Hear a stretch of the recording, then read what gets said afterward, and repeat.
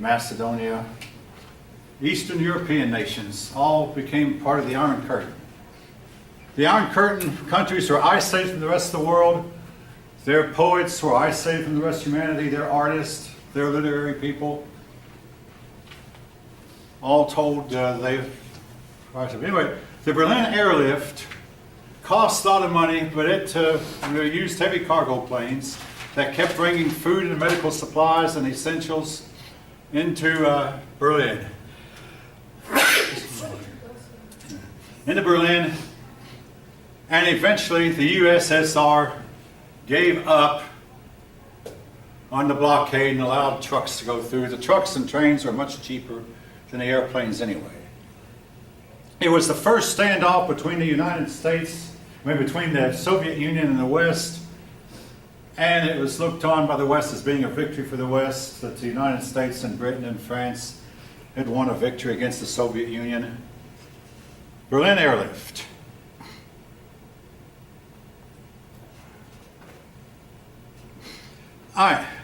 So much of our foreign policy had to do with containment.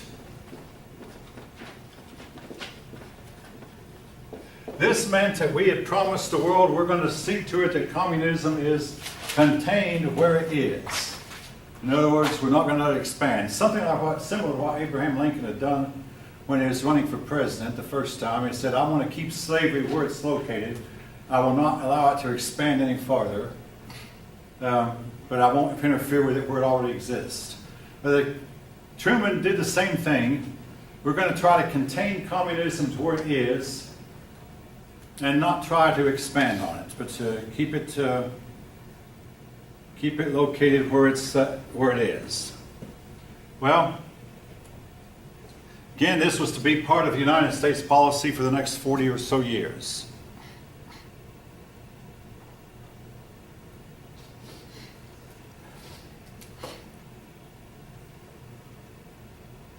Truman gave aid to Greece and Turkey. All right, yeah, put it right down. The Truman Doctrine.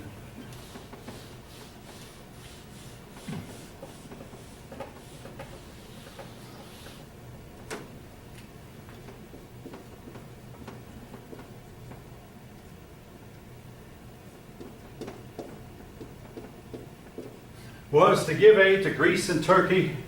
Turkey was located right next to the Soviet Union, and Greece was just on across a small sea from Turkey.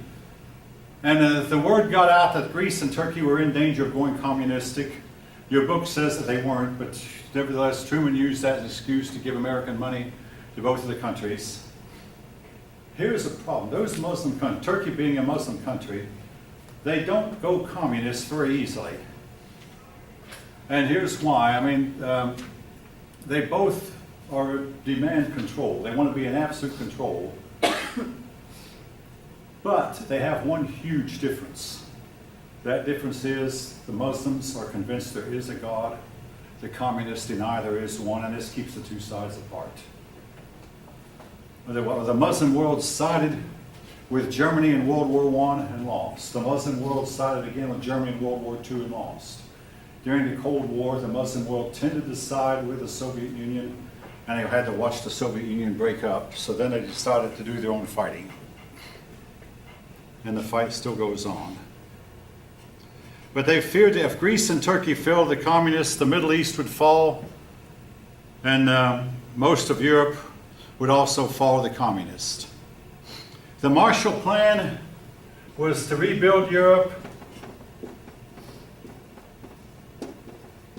Rebuild Europe.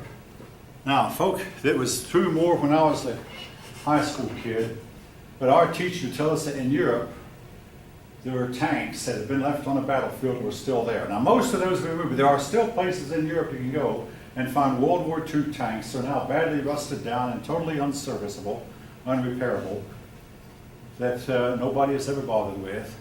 And there are buildings that have been knocked down and never been repaired.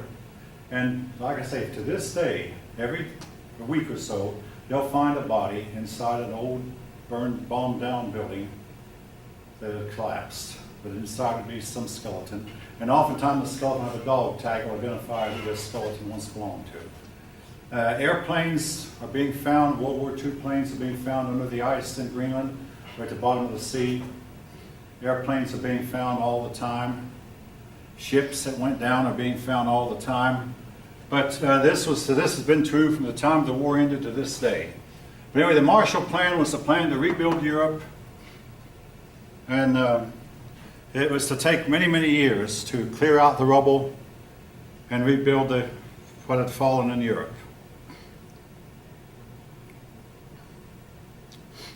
The Soviet Union was invited to take part in the Marshall Plan, but they wouldn't do it. So they installed a communist government in Czechoslovakia.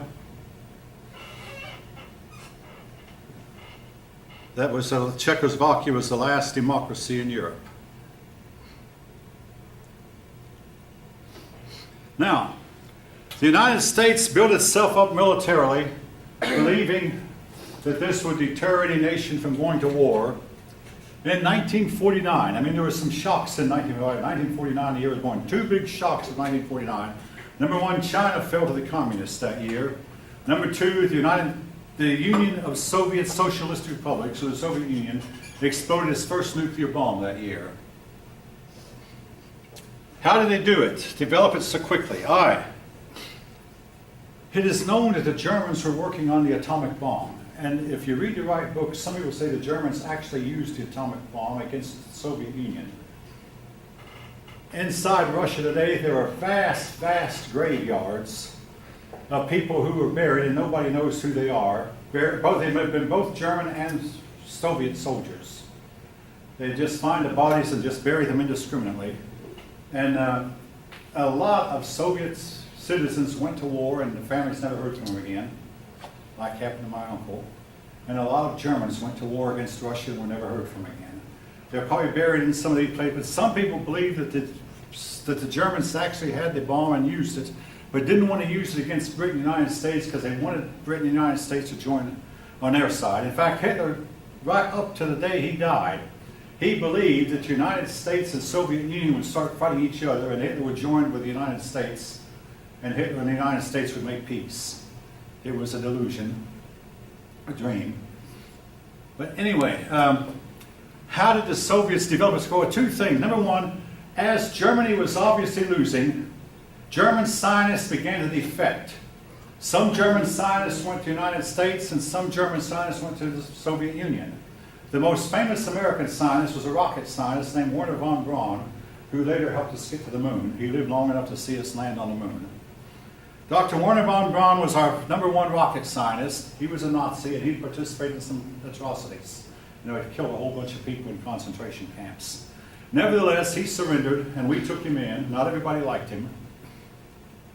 But it became a saying among Americans to the Russians, our German scientists are better than your German scientists. Anyway, the Soviets picked up a lot of German scientists, but the other reason they got the atomic bomb was some of our citizens gave it to them. The two most famous cases were the Rosenbergs, Mr. and Mrs. Rosenberg. And among them, another man named Whittaker Chambers. In the case of the Rosenbergs, they would send us secrets inside a pumpkin. There'd be a shipment of pumpkins, and the Soviets could try to guess which pumpkin to open up. They would have the atomic secrets inside. The Rosenbergs were convicted of treason and executed without much evidence, but years later, when we made peace temporarily with Russia, the Russians told us not. The Rosenbergs really did help us develop the atomic bomb. And so did Whittaker Chambers, who finally confessed to it years later. What appeal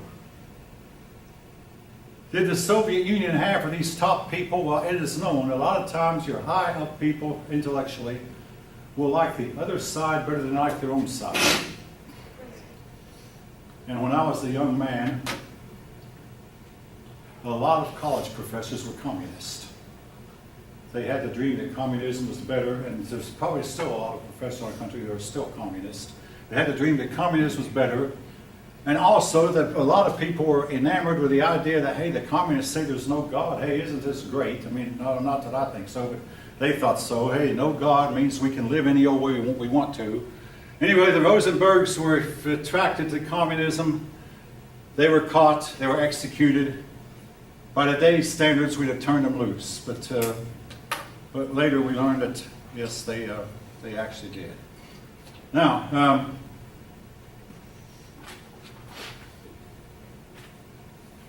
anyway, thanks to the efforts like this, the Soviet Union was able to develop the atomic bomb sooner than thought. The United States built a hydrogen bomb, which we tested in the Pacific Ocean, remote area of the Pacific. The Soviet Union did the same thing. They developed their own hydrogen bomb. So to counteract the Soviet threat, NATO was set up, North Atlantic Treaty Organization, which still exists. The United States and Canada joined with European countries of Great Britain and France and their Scandinavian countries, and even Greece and Turkey became involved. So the Soviet Union responded with what they called the Warsaw Pact nations. Warsaw Pact meant that all the nations that were communist, including Soviet Union, China, and the Eastern European countries. So we now had two big camps, just like we'd had before World War I. One thing, though, was different for sure. The United States was no longer going to be isolationist. The United States went into Japan and helped rebuild Japan and helped Japan recover quickly. The Japanese are resilient folk. I believe it was in 2011, a big tsunami hit Japan and just washed out a whole lot of people. The Japanese began quickly rebuilding. After World War II, the Japanese began rebuilding. And the Japanese outlawed war. The United States did go in, though, and smashed 4,000 of their warplanes and destroyed a lot of their tanks and other equipment. It's a move that we later regretted, but because the Soviet Union still has a grudge against Japan because Japan whipped them in 1905. Now, something else that Truman did. In 1948, the United Nations voted to divide Palestine up and give the Jews land that they were already living on. In other words, it wasn't like, I'm going to try to draw a crude map like of Palestine. The Jews would have a pocket of territory here, a pocket here, a pocket here, a pocket here, a pocket here, a pocket here. The rest of them would have, well, the United Nations said that we're going to take the land that the Jews are already occupying and give it to the new nation of Israel. The Union voted, not unanimously, but all of Latin America voted for partition. The United States did, and even Stalin voted for partition. Germany, to make amends for its treatment of the Jews, voted for partition. So did Poland. China, before it broke into communism, voted for partition. The Arab world said, we don't care what the rest of the world thinks, we're not going to have it. And they started to drive the Jews into the sea.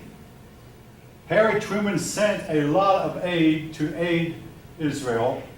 And that's been the policy of the United States from that day to this. We have aided Israel. And a lot of the Arabs do not like us for it.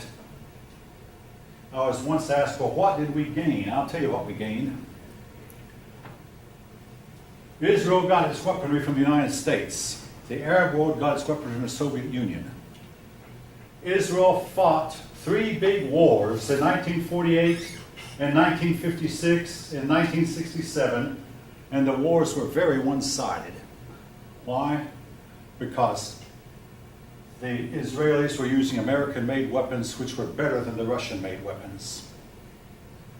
And they might say, how did that benefit us? It made Russia know they better not go to war against the United States because our weapons were better there. Now, that might not be true in 2019, you understand? But it was true in 1948, in 1956, in 1967, and even in 1973. The weapons that Israel was using was better than the weapons the Arabs had. And again, this made the Russians pause and think before they went to war against the United States. Now, about this time too, let's see, a lot of small countries were given independence from their Western conquerors. In other words, all right, one after another. Algeria was given its independence from France. Jamaica was given its independence from Great Britain. Vietnam took its independence from France. And one after another, these countries broke away from the European conquerors. In 1960, Belgium was given its the Congo was given its independence from Belgium.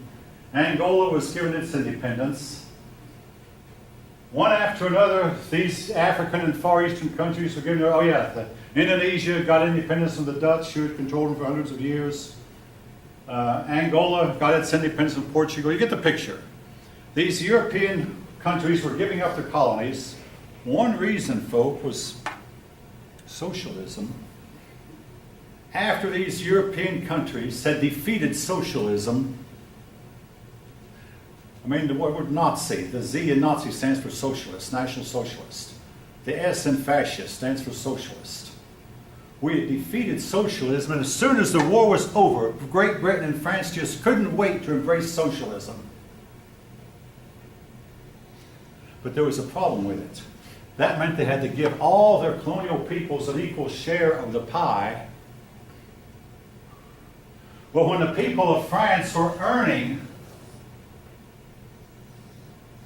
90% of the pie, and their colonial peoples were earning only about 10% or less, then you tried to give their colonial peoples an equal share, or guess what?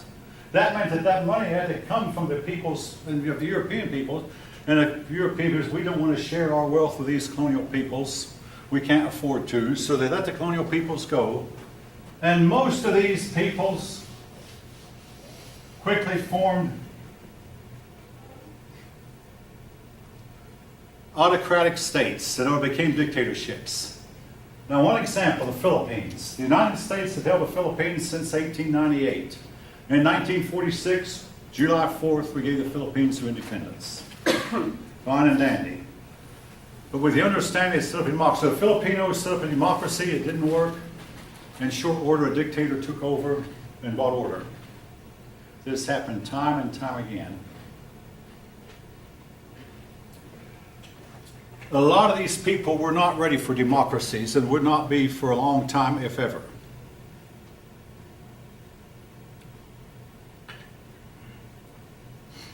All right.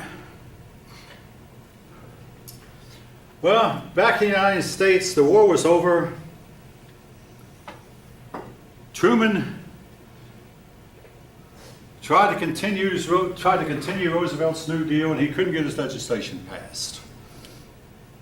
He called his Congress a do-nothing Congress. What happened? Truman became president in 1945. In 1946, there were the off-year elections. And immediately, for the first time since the Great Depression, the Republicans took over the House and the Senate. So Truman, being a Democrat, had to face the Republican House and Senate, and they wouldn't cooperate with him at all. And Truman called his Congress a do-nothing Congress. There are shortages, and your book mentions shortages in automobiles and meat. All right, automobile. I want to talk about that for a minute. In 1946, for the first time since 1939, American automobile countries were allowed to make cars for American citizens. And everybody tried to get a 1946 model. And the factories were putting together the 1946 models so fast they weren't even inspecting them, they weren't even tightening the bolts down. But everybody tried to buy them, and some people had to wait till 1947 and 1948 to get them. There was a shortage of automobiles. By 1966, I heard a preacher ask, but where are all the 1946 models? I'll tell you where they were. They're in a junkyard, a scrap heap. No last to them. Thrown together, slapped together really fast. Just get them together and quickly sell them. Didn't last long. But anyway, there was a shortage. By 1950, the American companies were making a little bit better cars. But Americans did not really start making good cars until the Japanese and Germans came over with their cars that were better built than American cars. Whoops, we better straighten up, or people are going to buy everything from Japan and Germany and Korea, everywhere else besides us.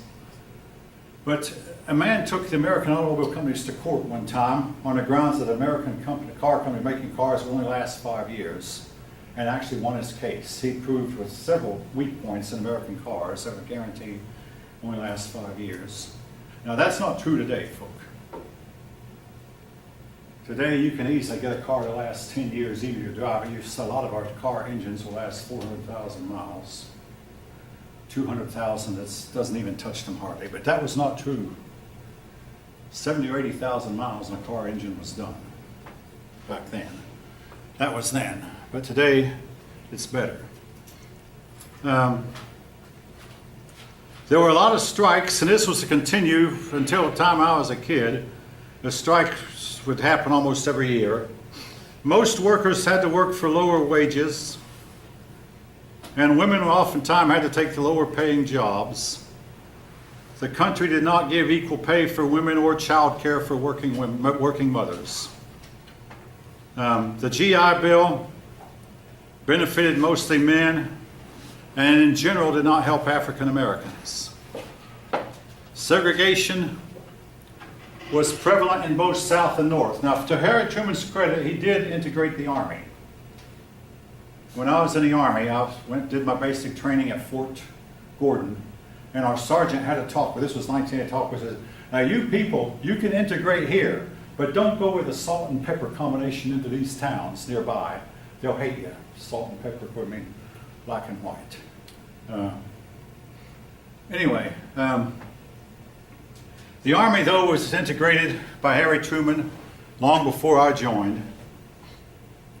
Now, Jackie Robinson. Jackie Robinson might not have been the first black man to play baseball in the major leagues. It is known that back in the 19-teens and 1920s, a lot of teams would hire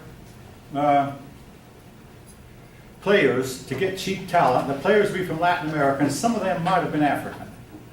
But Jackie Robinson was now, there never had been a rule that African men were not allowed to play professional baseball. It was just what's called an unwritten rule. It was understood. But finally, the Brooklyn Dodgers hired Jackie Robinson. He was the second best black to play the game. And you might say, why didn't they hire the best? Because the best black man was known to have a violent temper, a quick temper. And they said, no, we can't have that. So they hired Jackie Robinson because he was really good, but he was he could control his temper.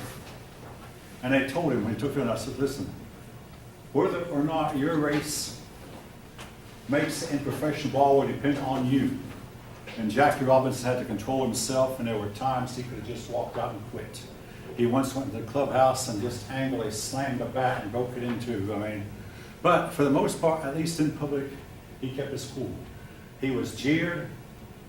At Philadelphia, they wouldn't even let him in a hotel because that hotel did not allow black people in. This was all in a movie that was made a few years ago, and again, if you could read it. But he survived it. He took out his frustrations at the plate by hitting well, and in his field by fielding well, and base running. He was an exceptionally fast base runner. Before you could say Jack Robinson, he'd be on his way to second base. Anyway, he made it, and during the time he was playing for Brooklyn, Brooklyn won several pennants.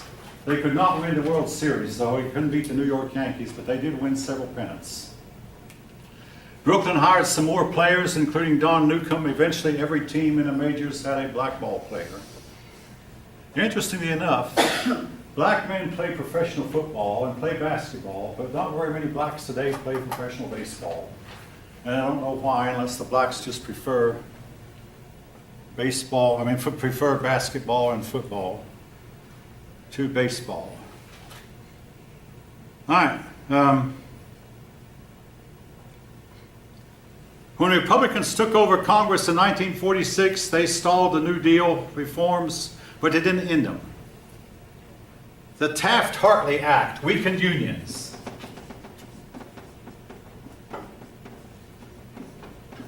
It was passed by Republican Congress. Truman vetoed it, so Congress passed it again with a 2/3 vote, and it became the law. The Taft-Hartley Act made it more difficult for unions to strike, more difficult for unions to force members to join. Truman tried to get a health care bill passed. He couldn't. He tried to get civil rights legislation passed and couldn't. He tried to get federal aid to education passed but couldn't. I want to comment on, well, for instance, aid to education. President Johnson got it passed. And folk, I have to say, the public schools went downhill and downhill and downhill fast after the federal government got involved in education. Now, if I'm wrong, you're welcome to tell me. I'm to meet with my daughter after my classes this afternoon over in Athens. And she tells me that the kids in her class, these are 11-year-old and 12-year-old kids. They try to cheat like crazy. They threaten to sick their parents on her. They're disobedient, disrespectful. Some of you who've gone to American schools might know what I'm talking about. I see at least one person's head nodding at the other. American public education is not working well. Eventually now, I'm going to jump ahead of the story a little bit. President Bush passed the No Child Left Behind Act that was supposed to make sure that every school was a good school, and to schools that did not meet the standard were to be punished. The federal government found it could not straighten up the schools, so more and more the federal government has turned over the schools to state and local authorities. Said, we can't handle it, you handle it. But the damage is already done. Now, my own personal take on it, I don't think our education system can be fixed. Not until we tear up all of our big school buildings, replace them with small, little, tiny schools, about 100 pupils apiece. Then I think that we'll be able to manage them. You get 1,000 kids together under one roof, and they can't be handled, can't be managed.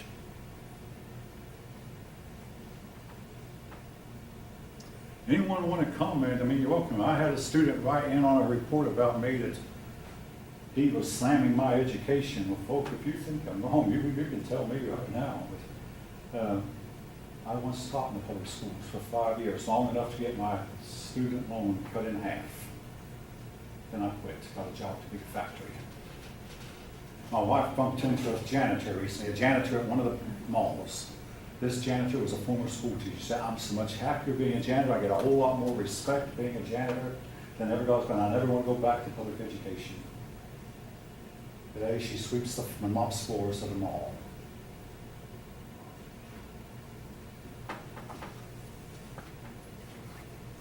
All right. As for health care, and I want to say this about health care, folks. Eventually a health care bill was passed. Harry Truman's health care bill would have meant the government paid for all health care. It would all been government. Here's the problem with that, folks. If it had been passed, in view of what's happened to health care, our country would surely be bankrupt by now. Back in his day, you could get a polio shot for 50 cents. You could go to a doctor, and when you had a cut and get a few stitches, the charge about $2. You could get a tooth filled for $3 or $4. You could get a crown for maybe $20 or $30. Any of you have had any dealings with today's medicine? Now, one reason that today's medicine is so expensive, folk, is today's medicine is better. I mean, I'm glad of that, but it's not cheap. But again, Harrington, what's that? They have loans to pay. The providers have loans to pay.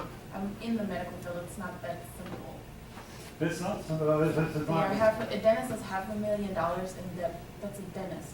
Okay? That's not much for what they make a month in a year, and then they have $500,000 in debt. Of course, the prices have to increase. That's fine. It's not cheap. But the dentists today are better than they were in Harry Truman's time. The doctors are better than they were. Medicine itself is better, but it's not cheap. And again, you might know more about that than I do. And everybody goes on about what is making the price so high. Well, some of you might know more about that than I do, but there's several. But one reason is it's better. Like today's cars are better than they were in Harry Truman's day, but they're not cheap. All right, anyway, civil rights, Harry Truman couldn't get it passed, neither could Kennedy. Johnson eventually did.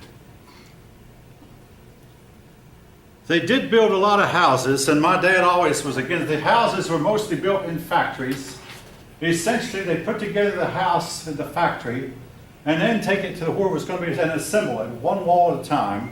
A lot of times they're very poorly built, and a lot of times the walls would not quite fit together, and you had to add a few boards